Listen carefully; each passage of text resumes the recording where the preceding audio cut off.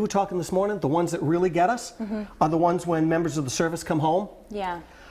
And the ones especially, there was one with the dog that we've seen before, where the dog just jumps all over the owner and is so happy that he's home from wherever he was stationed in. Yeah. The other ones are the ones where the little kids are sitting in class and the mom or dad has been away and come walking in, and the looks on the little kid's face, especially, you don't even have to have kids, but it breaks your heart. You just feel so emotionally attached to these kids, and that look comes over their face is just, I love it. I love those. I do too. Yeah. I think that's so nice. Or any sort of reunion of some kind, whether it is someone coming home or people meeting for the first time that they realize they related, they somehow got pulled apart, no matter what that is, Right. long lost loves, met somewhere and war was going on, and then life happened and they're reunited again. It's very sweet, it's very emotional, it's very touching.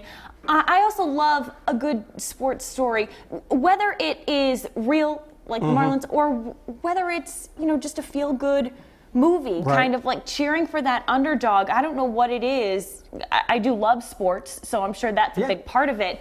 But sports films that you see this great story of a team, I get very emotional. Yeah. I've cried watching some of those, just thinking, wow, what a moment, because these are real life stories that happen. I think this should become a movie.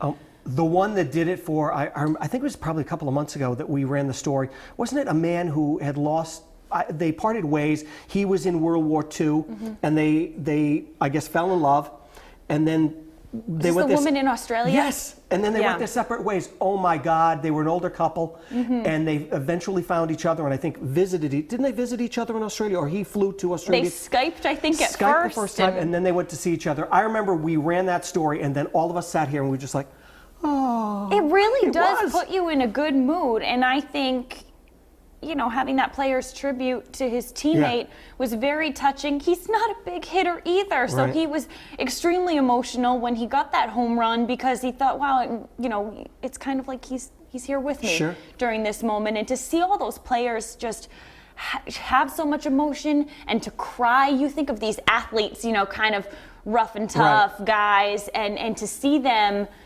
break down like that, it was a bit of normalcy too, to realize, wow, I feel more connected to you. I feel for you, and I'm happy for them. The others too, if you travel and you're in the airport or something, like when you're going on vacation or coming home from vacation, and you see folks who are waiting for someone who's been away. Oh my God. Especially if they're members of the service or something, and you watch them. If you were at TF Green and you can see them coming down the escalator, and people standing there with signs or waving their flags, those are always like so emotional when you see that. I feel like clapping, even though a lot of people do. A lot of people do start clapping, and I agree with that. Why not? I think it's great. I think it really is wonderful. Brendan, is there some sort of moment or some sort of video that sticks out for you? One of the most incredible moments I can remember is a sports-related thing. I don't know if you guys remember this college basketball player, Hank Gathers. He had a heart condition, and he actually collapsed and died on the court. Yes. He played for Loyola Marymount University. Just a tremendously sad story.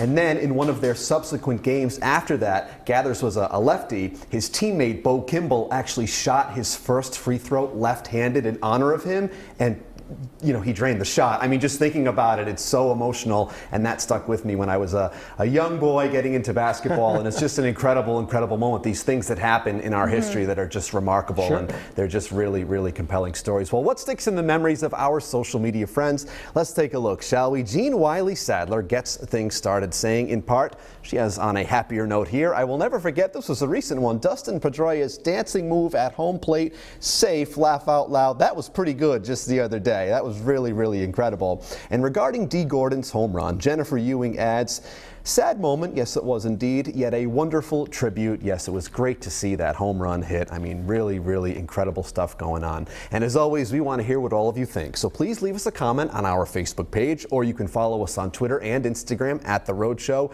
Nothing would make us happier than to hear from all of you.